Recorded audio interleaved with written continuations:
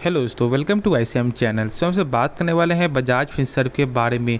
आज इसका क्वार्टर 2 का रिजल्ट है और यहाँ पे रिजल्ट आने के बाद एक गजब की यहाँ पे गिरावट निकलते हुए दिखाई दे रहा है। ऑलमोस्ट यहाँ पे 2.30% गिरावट अभी चलते हुए दिखाई दे रहा है। प्लस ऐसा ही नहीं कि बस यहाँ पे ही गिरावट हो रहा है, बाकी यहाँ पे आपको बजाज फाइनेंस में भी लगभग 3% से ज़्यादा यहाँ पे गिरावट निकल के आया। तो यहाँ पे तो रिजल्ट तो आपका सही आया था, आपका जो बजाज फाइनेंस का, लेकिन उसमें गिरावट क्यों, तो जानेंगे इस वीडियो में। प्लस आपको बजाज फिनसर्व में यहाँ पे आगे क्या करना चाहिए और इसका जो क्वार्टर 2 का रिजल्ट यहाँ पे कैसा निकल के आया, यदि आपको रिजल्ट सही आता है उसके बाद यहाँ पे गिरावट क्यों हो रहा है, तो ऐसा सारा कुछ डिस्कस करने वाले हैं। तो इस वीडियो को पूरा अंत तक देखना और हमसे पहले जरूर इस चैनल को सब्सक्राइब कर सकते हो, प्लस बेल आइकन को जरूर से ऑल पे दबा देना, जिससे सारे वीडियो के जो नोटिफिकेशन है वो सबसे पहले मिल जाए। तो सबसे पहले देख लेते हैं कि इसका जो क्वार्टर 2 का रिजल्ट यहाँ पे कैसा आया है, फिर उसके बाद हम सब आगे का डिस्कस करेंगे।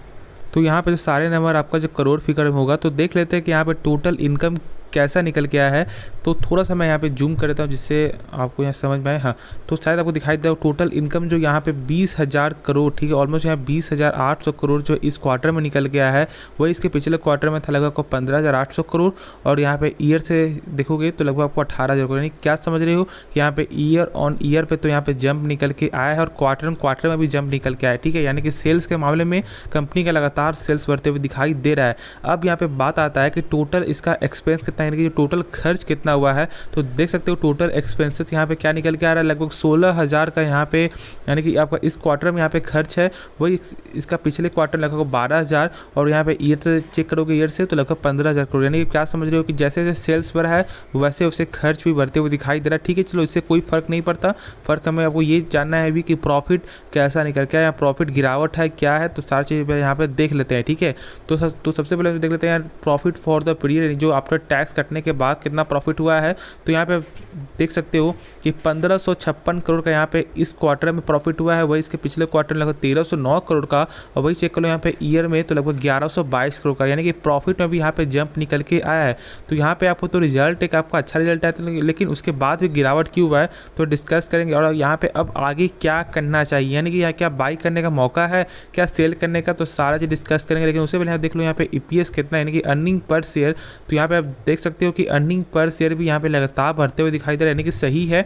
ऑलमोस्ट यहाँ 7.1 से यहाँ पे 9.8 तक यहाँ पे जाते हुए दिखाई दे रहा है, यानी कि 9.8 रुपया तक, ठीक है। तो चलो यहाँ पे EPS में भी गेन निकल के आ रहा है। लेकिन अब जान लेंगे कि ये जानते हैं कि अब आगे क्या प्लान आपका होना चाहिए, मार्केट में ऐसा गिरावट क्यों हो रहा है। तो यहाँ पे वजह एक है, मार्केट को कुछ और यहाँ पे, यानी कि इससे कुछ और ज़्यादा का यहाँ पे क्या था, आपको उम्मीद था, लेकिन ये उस आपको उम्मीद में यहाँ पे आपको खरा नहीं हो पाया। लेकिन एक चीज़ समझ लो, रिजल्ट तो ऐसे ज़बरदस्त रिजल्ट आया है और मैं तो आपको यही बोलूँगा जितना गिरावट हो रहा है ना उतना आपके लिए अच्छा मौका है, ठीक है। यहाँ पे आप बाई कर सकते हो फॉर द शॉर्ट टर्म के लिए भी, और आपको लॉन्ग टर्म के लिए जरूर इसको बाई करना ही चाहिए। और यहाँ पर डरने वाली कोई बात नहीं है, ऐसा नहीं कि यहाँ पर डर जाना और यहाँ पर कुछ ऐसे आपको लग रहा है कि नहीं डूब जाएगा, ये बिल्कुल कुछ नहीं होगा, क्योंकि रिजल्ट बहुत अच्छा रिजल्ट आया है। ऐसा चेक करो तो यहाँ पे आपको बजाज फाइनेंस से भी ऑलमोस्ट जो यहाँ पे 3% का यहाँ पे गिरावट अभी चलते हुए दिखाई दे रहा है। और उसका भी यहाँ पे रिजल्ट जो कल के दिन ज़बरदस्त रिजल्ट आया था, लेकिन बावजूद उसके कारण भी यहाँ पे कुछ ना कुछ प्रेशर निकल के आया है। लेकिन मार्केट का यहाँ पे जो एक संकेत होता है ना, वो संकेत सही नहीं निकला, जिसकी वजह से यहाँ पे उस मौकाम पे यहाँ पे खड़ा होते हुए दिखाई नहीं दे रहा है। ये दोनों शेयर में यहाँ पे गिरावट है। तो सबसे पहली बात मैं आपको इसलिए बोल रहा हूँ यहाँ पे जितना गिरावट उतना बाई करो, क्योंकि सबसे पहले मैं जानता हूँ कि आपको बजाज फिनसर्व जो यहाँ पे निफ्टी 50 का ऑलमोस्ट यहाँ पे 1% तक वेटेज आपको रखता है, कभी यहाँ पे 0.98 भी आता है, कभी यहाँ पे 1 पॉइंट के पार भी चलते हुए दिखाई देता है। तो हम सब ऐसा बोल सकते हैं कि ऑलमोस्ट यहाँ पे 1% वेटेज रखता है। प्लस चेक कर लो 5 साल में ये कंपनी लगभग जो 200% का यहाँ पे आपको रिटर्न देती है। तो और क्या चाहिए, जब रिटर्न एक बेहतरीन रिटर्न है, साथ साथ यहाँ पे आपको जो है, यहाँ पे ऐसा नहीं कि एक आपको छोटी कंपनी नहीं, एक बहुत बड़ी कंपनी है, तो जरूर इसको होल्ड करो, ठीक है। और डरने वाली कोई बात नहीं है मेरे हिसाब से। यहाँ पे रिजल्ट एक बेहतरीन रिजल्ट आया है, बस मार्केट का ऐसा प्रेशर, ऐसा मूड कुछ हो सकता है जिससे गिरावट हो रहा है। लेकिन हाँ, जरूर शॉर्ट टर्म के लिए फॉलो कर सकते हो और लॉन्ग टर्म जरूर उसको फॉलो करना ही चाहिए। देख लो तो मार्केट कैप लगभग यहाँ पे 2.69 लाख करोड़ का मार्केट कैप है। पी के हिसाब से आपका 53 का पी है, चलो थोड़ा सा हाई है, लेकिन मेरे हिसाब से आप एक हाई पी वाले स्टॉक को बाई कर लेना, लेकिन कभी भी एक लो पी वाले स्टॉक को बाई मत करना, जिसका आपका पी यहाँ पे रहता है लगभग आपको 1 रहता है या 2 रहता है या आपको माइनस में रहता है। हाँ, यदि आपको जो है वो कंपनी यदि आपको जो डिविडेंड जो पे करती है तो फिर सही है, और यदि आपका डिविडेंड पे नहीं करती है तो फिर वो कंपनी सही नहीं है, तो उससे थोड़ा सा दूर रहो। तो इसलिए मैं बोलता हूँ कि आप एक हाई पी वाले स्टॉक को बाई कर लो, लेकिन कभी भी एक लो पी वाले स्टॉक को बाई मत करना, ठीक है।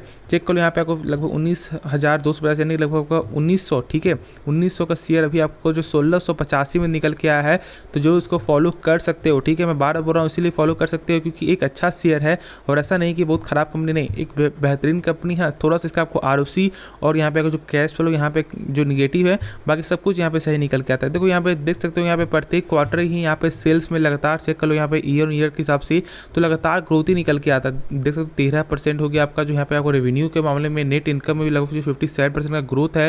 यहाँ पे आपको जो EPS में भी लगातार ग्रोथ निकल के आ रहा है, तो आपको हर चीज़ इसका जो यहाँ पे सही निकल के आता है। अब यहाँ पे ये जान लो कि आपको ROC होता क्या है, ठीक है।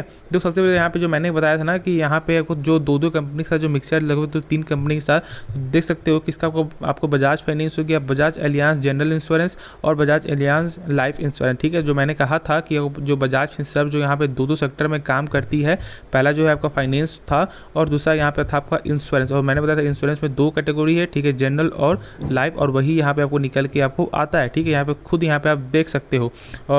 और थोड़ा मैं आपको इसके बाद जो आपको बता देता हूँ, यहाँ पे देखो कैश फ्लो यहाँ पे जो निगेटिव जो है ना, बहुत से लोग यहाँ पे मैंने बताया है, जो लोग यहाँ पे नए देख रहे हो बस उनके लिए मैं आपको बताने वाला हूँ, लेकिन जो लोग यहाँ पे पहले से देख रहे हो यहाँ पे आपको अवॉइड भी कर सकते हो, ठीक है।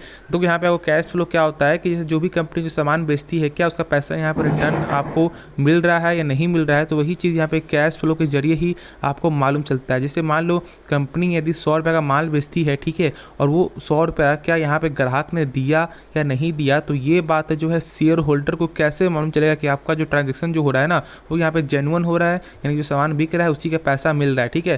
तो उसके लिए हमसे कैश फ्लो चेक करते हैं, और यदि कैश फ्लो यदि आपको निगेटिव निकल के आता है तो फिर सही नहीं होता है। और इसका देखोगे तो यहाँ पे निगेटिव है, बस यही मुझे यहाँ पे थोड़ा सा एक डाउट हो जाता है। बाकी देख लो तो यहाँ पे सेल्स के मामले में तो लगातार सेल्स बढ़ता है, प्रॉफिट के मामले में लगातार प्रॉफिट बढ़ता है, तो यहाँ पे ये सब और सब यदि एक चीज़ छोड़ के करेगा ना तो यहाँ पे सारा चीज़ यहाँ पे बेहतरीन निकल के आता है।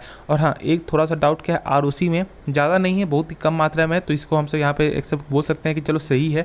ROC यहाँ पे लगभग जो निकल के आता है ऑलमोस्ट यहाँ पे 12% का, ठीक है, ऑलमोस्ट।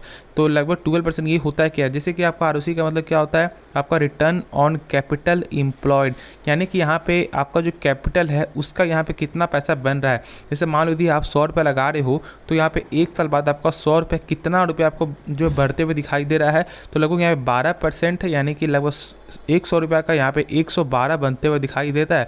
तो ऑलमोस्ट ऐसे हम सब मानते हैं कि लगभग जो 15% से यहाँ पे ऊपर होना चाहिए यहाँ पे ROC और ROE, तो इसका यहाँ पे आपको जो है कम निकल के आता है। बाकी सब कुछ यहाँ पे सही है, ठीक है, बस कैश फ्लो और यहाँ पे ROC थोड़ा सा ख़राब है। बाकी चेक करोगे तो यहाँ पे लगातार सेल्स में ग्रोथ है, प्रॉफिट में भी आपका एक अच्छा खासा ग्रोथ निकल के आता है, तो जो उसको फॉलो यहाँ पे आप कर सकते हो, ठीक है। तो देखो ज़्यादा कुछ न्यूज़ नहीं है, प्लस यहाँ पे जो मैंने बता दिया। और एक चीज़ थोड़ा सा आपको मोटिवेट होने के लिए मैं थोड़ा आपको बता देता हूँ, यहाँ पे ब्रोकर ने टारगेट भी दिया, जैसे कि शेयर खान ने दिया था आपको 1950 रुपये का, ठीक है, प्लस आपको यहाँ पे ICICI डायरेक्ट ने दिया था जो है 1850 का। तो यहाँ पे टारगेट भी आपको लगातार जो है मिलते हुए दिखाई देता है, तो इसके लिए आप जो निश्चिंत फ्री रहो, बस आराम से यहाँ पे होल्ड करके चलो, जितना मौका बन रहा है उतना यहाँ पे बाई कर सकते हो, फॉर द शॉर्ट टर्म के लिए भी और फॉर द लॉन्ग टर्म के लिए, तो बस आप आराम से रहो, ठीक है। तो चलो यार इस वीडियो को अंत करते हैं, लेकिन उससे पहले जरूर इस चैनल को सब्सक्राइब कर सकते हो, प्लस बेल आइकन को जरूर से ऑल पे दबा देना, जिससे सारे वीडियो की जो नोटिफिकेशन है वो सबसे पहले मिल जाए, ठीक है। लेकिन हाँ दोस्तों में शेयर भी कर देना। तो चलो मिलते हैं नेक्स्ट वीडियो में, तो तब तक के लिए धन्यवाद।